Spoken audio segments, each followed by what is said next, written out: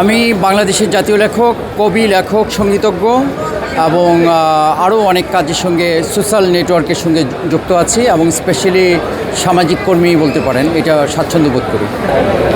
আমি আসলে পরনে যে ড্রেসটা দেখছেন, ইটস মাই কমন ড্রেস এবং এটা আমি নিয়মিত পরি শীত, গ্রীষ্ম, বর্ষা 12 মাসেই। তো সেজন্য বিশেষভাবে ঈদের দিনটাকে আমরা যেভাবে দেখি উদযাপন করি, পবিত্র সিয়াম পালনের পরে আমাদের মধ্যে যে আনন্দের অনুভূতি জাগে,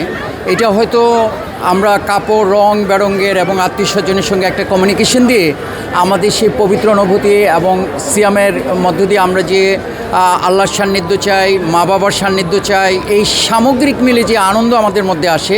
এইটার একটা রং ছড়িয়ে পড়ে আমাদের পোশাক পরিচ্ছদে। তো আমি আমার ছেলে মেয়েদের জন্য এবং আমার সহধর্মিণীর জন্য আগে করি, তারপরে আত্মীয়স্বজনদের জন্য কেনাকাটা করি, একদম সব শেষে অবশেষে আমার জন্য হয়তো একটা কেউ পাঞ্জাবি গিফট করে ফেলে, আমি তা দিয়ে চলে ফেলি।